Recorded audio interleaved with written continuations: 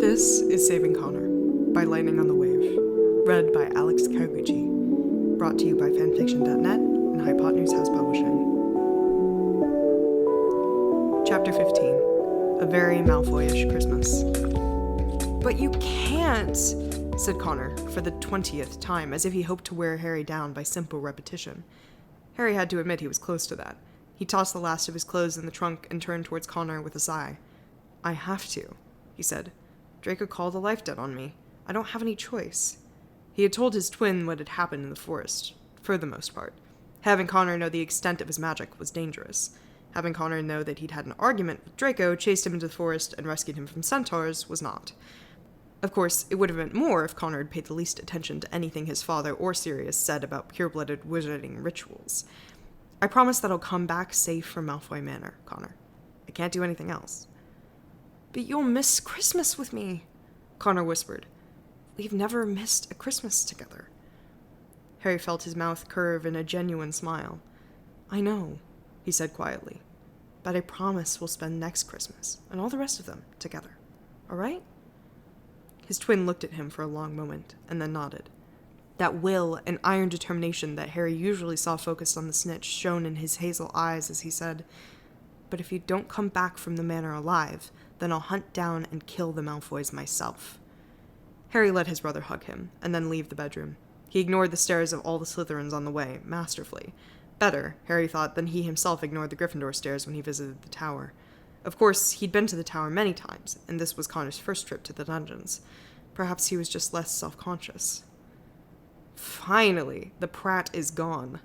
Harry rolled his eyes as Draco came out. He'd been hiding in the loo, refusing to be in the same room as Connor without insulting him. He's not a prat, Draco, Harry snapped, tossing his last jumper in his trunk and then looking around. He couldn't see anything else that needed to come with him. There was a large pile of letters by his bed, the ones that had arrived from his parents, his godfather, and Remus, almost immediately after he wrote them that he was going to Malfoy Manor. Harry hadn't opened any except the Howlers, which he had no choice about opening.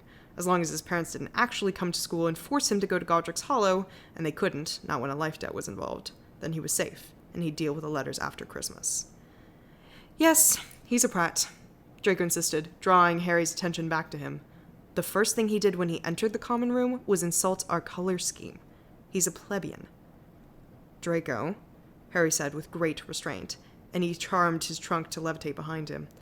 If you went to Gryffindor Tower, you would insult their color scheme. Yes, but their color scheme deserves to be insulted. Conscious that Draco would see absolutely nothing hypocritical about what he was saying, Harry gave up. Come on, he said, curling his scarf around his throat. We'll have to hurry if we want to catch the carriages to Hogsmeade. Draco, of course, discovered that he was only half-packed and flew around the room getting things ready. Harry leaned on the wall and watched. Draco hummed under his breath as he packed clothes, books, pictures, and small items that Harry could see no use in bringing. He folded all the clothes neatly and wrapped the more breakable things in cloth.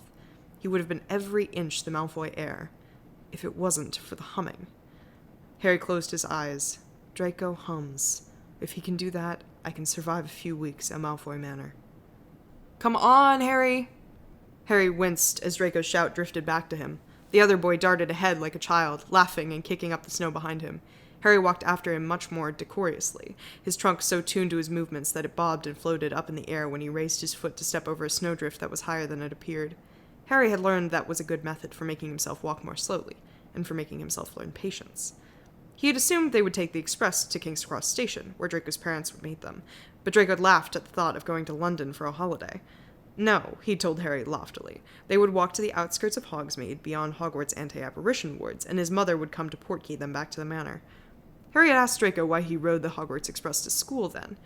Draco had gone off into a long spiel about tradition that Harry paid absolutely no attention to. He would either already know the pureblood traditions that Draco referred to, or Draco would have made them up. This wasn't bad weather for a walk, Harry thought. It was cold enough to make his breath plume in front of him, but not so cold that he could feel the winter digging through his clothes and making his marrow freeze. Draco's laughter wasn't as loud from a distance. The wizards and witches that passed them bore Christmas colors on their scarves and robes, and the Hogsmeade houses themselves had decorations, mostly snowflakes charmed into not melting, and pine cones enchanted to glow different colors, hanging from their eaves and windows. Harry! Harry snapped his head forward, blinking. For a moment he couldn't see where the cry was coming from, but then Draco put his head around a house and motioned frantically at him. Harry sped up and rounded the house to find Draco tightly holding the hand of an incredibly beautiful witch. "Harry Potter," said Draco proudly. "This is my mother, Narcissa Malfoy. Mother, may I present Harry Potter?" "You may," said Narcissa, and took a step forward, one hand held out.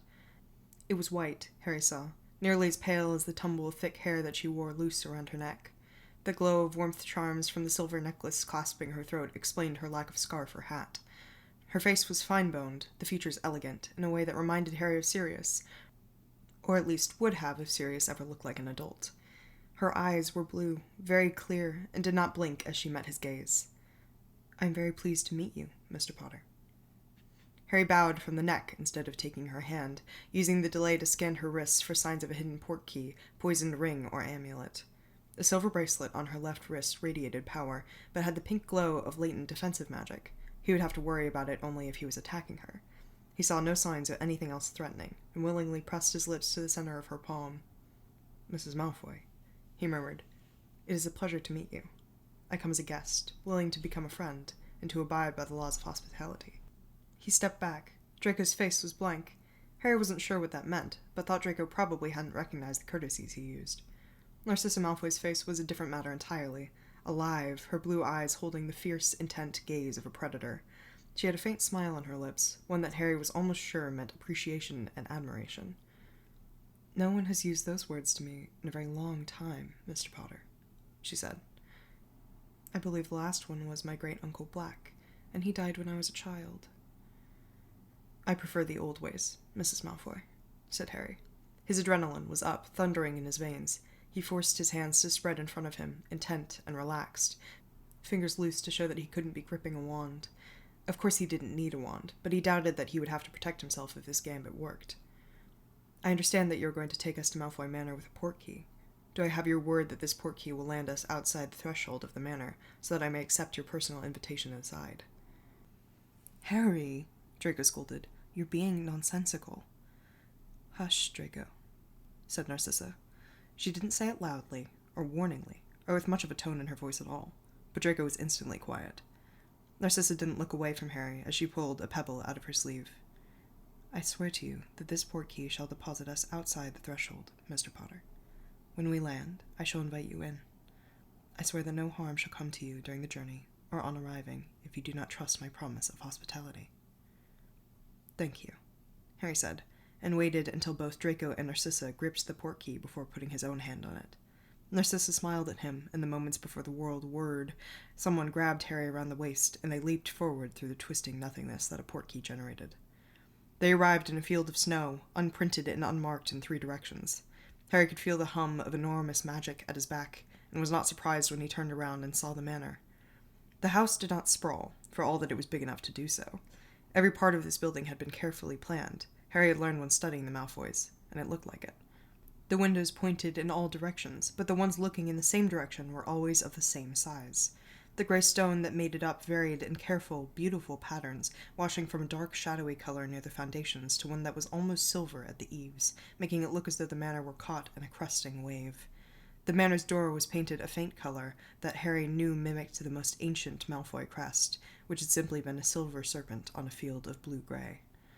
And the wards were everywhere, massive and linked to blood and intent and power of magic, and half a dozen other safeguards that Harry could not untangle in the moment before Narcissa spoke. "By bloodshed of the earth," she said, and Harry turned back in time to see her spilling 3 drops of blood on the snow with a tiny silver dagger. "I welcome you to our home. You shall have free use of the stone of our floors, the cloth of our beds, the fire that burns in our hearths. You may eat freely of our bread and our meat. If any harm comes to you under our roof, then I will ask that the earth itself feel the treachery in my blood, and rise up to destroy me." Harry swallowed. It had not been the oath that he would have asked from her, being the most formal instead of the second most formal, but evidently he had impressed her enough to warrant it. Of course, if he broke one of the guest laws, or attacked a Malfoy, then he was fair game. "In the name of Merlin," he replied, "I accept your claim." "Good," said Draco, stamping a foot. "Now, can we go inside? It's bloody freezing out here." "Draco, language," said Narcissa, in the same mild tone she'd used before, and Draco murmured an apology before scampering ahead to the door. Harry followed. He didn't think he was ready to be alone with Draco's mother right now. He could feel the wards closing in around him, accepting and evaluating him. Most of them gave way at once. They were the ones designed to keep muggles or squibs away, or to search for hostile intent towards the family. Others lingered on his shoulders like suspicious snakes, at least until they realized the strength of his magic and the blood promise which guarded him. Then they relaxed and melted away, and left Harry, blinking, to follow Draco. The door opened before they reached it. A tall, slender man stood framed in it, staring out at them. "Father!" Draco shouted gleefully, and raced towards him, arms spread wide. Harry set his shoulders and tilted his head back. He was about to have his first formal introduction to a Death Eater. Of course, he had met Bellatrix Lestrange in far more intimate circumstances, but he hadn't been introduced. He should have been laughing. He was not. The formality mattered. The purebloods had used games like this, or dances, as Sirius had once told him they thought of them, for centuries, to cut out the less intelligent, the boorish, the less magically talented, and the rebellious, and to keep peace between and within families. This tune of strict manners had to be heard, had to be moved to, or the other dancers would turn vicious. Draco turned and presented Lucius to Harry just as he had his mother. Harry barely listened. He was too busy meeting Lucius Malfoy's eyes. Lucius looked like his son would look if Draco had first grown older and then frozen. Pale hair and grey eyes, yes, but Harry thought that he must have put on a mask of ice during the First War with Voldemort and never taken it off. Or perhaps this was his special mask for unwanted guests. Harry frowned slightly when his eyes went to Lucius's left arm and a corresponding twinge traveled through his scar. Yes, I know he was a Death Eater. There's no need for me to have prophetic dreams about that. Lucius, however, surprised him. After that cold stare, he bowed and said, "I'm glad that my son suggested a way we might meet, Mr. Potter. I have heard so much about you from him, and look forward to a beneficial exchange." Harry breathed in deeply. There were traps in those words. He knew how to dodge them. "Your wife has been kind enough to grant me guest right with a blood promise, Mr. Malfoy. I'm safe here. And I assume that your son has told you of the reason I agreed to come in the first place. Draco's life debt protects me. With those in place, I see no reason why we should not speak in cheerful amicability. I know that you might try anything, and I am prepared for it." With a slight smile on his lips, Lucius moved out of the way and used his cane to gesture into the house. "Welcome to Malfoy Manor, Mr. Potter." "Thank you, sir," Harry responded, and stepped inside, his trunk bouncing behind him. Draco had already darted ahead, yelling glorious, incomprehensible nonsense about what room Harry would have. Harry made his way after him, beneath the gaze of disapproving portraits. It wasn't actually the size of the house, Harry thought the next evening, nor even the presence of ancient and powerful artifacts that made this place so different from Godric's Hollow. It was the dance, the unheard formal music playing in the background except when Draco and Harry were alone, that guided everyone's movements and made him or her hyper-aware of every little gesture, every glance, every word. Harry had expected to find it wearying. Much to his surprise, he was enjoying it. He'd slept in a beautiful room without portraits, clearly kept for guests, with windows that faced east for sunrise watching, and a small panel of enchanted ceiling that showed any constellations he asked it to. A house elf had awakened him with pumpkin juice that morning, and he and Draco, after a breakfast so solid that Harry was amazed Draco wasn't as heavy as Vince or Greg, had raced out to have a snowball fight, sled, fly, on the now buried Quidditch pitch, and argue constantly about small things that they forgot 5 minutes later. Draco had laughed and laughed, hard enough to crack his lips and turn his face red with exertion, and Harry had found himself smiling back, unable to miss Connor or his parents that much, with someone who so clearly enjoyed his company. Lunch had been much the same as breakfast, and then they'd sat and listened to Narcissa play the piano and sing old history songs while wind and snow flew around the manor. Harry had read the songs, the ancient method of keeping wizarding history alive before the common spread of literacy, but had never heard them, and he sat shivering harder than he had outside while Narcissa sang, beginning to end, the tale of Hogwarts' four founders, their childhood, and how they decided, together, to create a center and heart of wizarding education. The song ended on a triumphant but lonely note, with Salazar Slytherin standing outside the school after the creation of a mighty spell, just before his legendary quarrel with Godric Gryffindor. Harry closed his eyes and immersed himself in the last lingering notes of the music long after it had ended. Harry had bowed his head when the song was done, and chosen his compliments from the long list of formal ones approved by pureblood wizards down the generations, and the Black family in particular. Narcissa had accepted them, with an enjoyment keener, Harry suspected, than if he had made up his own original words to praise her. Narcissa appeared, in her own way, to appreciate his presence here as much as Draco did. Lucius was more of an enigma. Harry lifted his head. They were sitting in the Malfoys' gathering room, the place the family would use for meetings specifically with invited guests or trusted relatives whom they didn't wish to bring into their most private councils. The portraits on the walls were all refined enough not to stare at Harry, and the walls were crowded with books. Draco was sitting in the chair on the left side of the hearth with a book on the theory of wandless magic, Harry in a chair on the right side, with a book on the history of Slytherin House that Draco had shoved into his hands with a glare that promised death if he objected. Narcissa sat opposite Draco on a divan, waving her hand and casting nonverbal spells that Harry didn't recognize into a silver necklace. Lucius sat in a chair opposite Harry, heavy enough to be a throne, and stared at Harry the entire time. Harry met his gaze for a moment.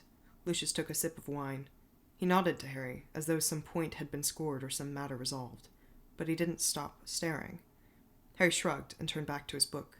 He knew the confrontation between them would not be long in coming, but for right now he was going to read, and accept, even thrill to, in a strange way, the feeling of cool, appraising eyes on him. "Harry, wake up!" Harry blinked his eyes groggily and lifted his head. It was dark beyond his window, but someone was pounding on his door and calling his name. "Wake up, Harry!" came Draco's muffled voice. "It's Christmas morning! Come on, Harry!" Harry cast Lumos wandlessly so that he could see where his wand was, and then used that to catch up his glasses. The room became a little less blurry after that, but it was still dark, still around 5 in the morning, and still early enough that the portraits grumbled and shifted in their frames. Harry opened the door, and Draco promptly grabbed his hand and dragged him down the stairs. "Draco!" Harry tried to protest, and Draco tugged him towards the room they hadn't been permitted to visit yesterday. "Shouldn't we wait for your parents? I don't think it's proper to go in at this hour." "Merry Christmas, Mr. Potter," Narcissa's voice said softly.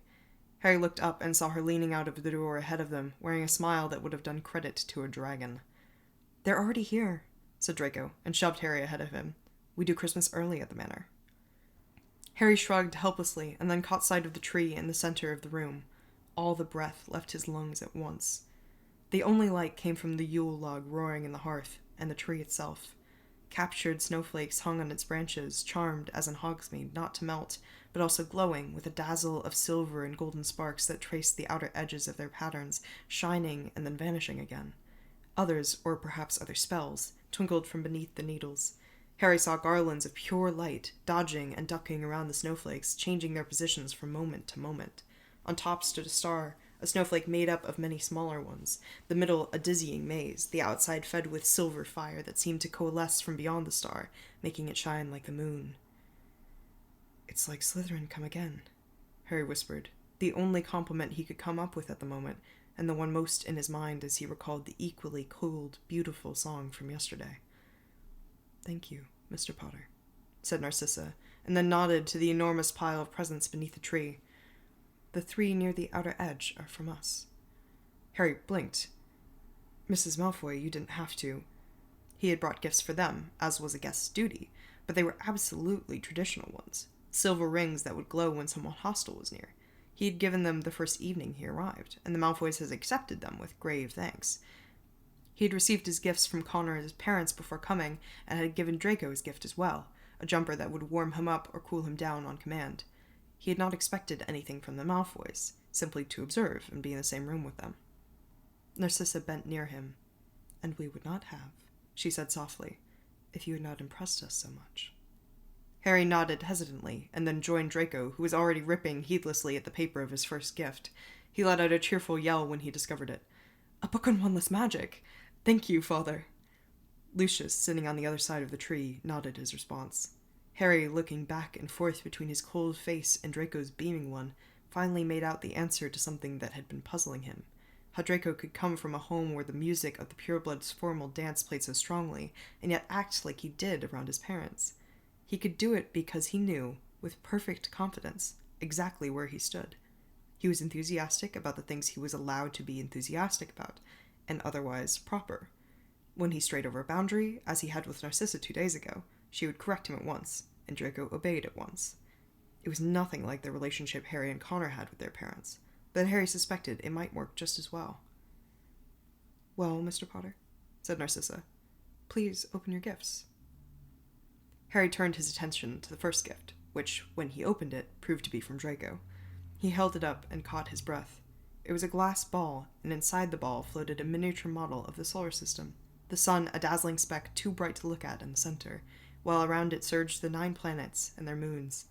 Harry gently touched the glass, and the rotation sped. He took his hand away, and it dropped back to the same stately dance it had been before, for every planet except tiny Mercury, which went on zipping around the sun like a seeker after the snitch. "Thank you, Draco," he whispered. He had no special interest in astronomy, but it was the beauty of the gift that counted, and it was very beautiful. Draco, in the middle of opening yet another gift, grinned at him. "Now mine, Harry," said Narcissa, and Harry registered the change in name, the slightly greater warmth in her voice. She knew how impressed he was with her son's gift, and that had earned him points in her eyes. Harry, filled with an eerie contentment, unwrapped the gift with the neatest silver paper. He smiled as he found a copy of the book he had been reading yesterday, on the history of Slytherin House. "Draco told me that you had almost no prior knowledge of Slytherin, since you'd expected to be sorted into Gryffindor," Narcissa explained. "I thought you might like this book." "It's very thoughtful of you, Mrs. Malfoy," Harry said. "Thank you." He turned to the final gift, aware of Lucius's eyes on him. He unwrapped what seemed a blank piece of glass at first. He thought it was a mirror, but when he moved his hand in front of it, nothing happened. Then he made out a shadow in it, located towards the side nearest the tree, and far more distant and shadowy figures located in what seemed to be the back of the mirror. Harry blinked, and then shivered a bit as he recognized it. It was faux glass, a mirror that would show him his enemies. As they came nearer, it would show their faces. "Thank you, Mr. Malfoy," he said slowly, and lifted his eyes to meet Lucius's. "I am sure that I will find it useful." Lucius inclined his head, and said nothing. "Oh, Mother!" Draco exclaimed, starting up suddenly. "I forgot. The sun is almost up." Narcissa blinked, then stood. "Excuse us, Harry, please," she said, with a nod. "Draco and I always watch the sunrise on Christmas morning. It's a family tradition." She cast the summoning charm, and a pair of jackets, one large and one small, streaked into the room. She bundled Draco up, and then herself, and they left the room, hand in hand. Draco half leaned towards his mother as he walked. Harry watched them go, imagining what they must look like as they watched the sunrise together, and then turned as he heard a faint sound behind him. Lucius had risen to his feet.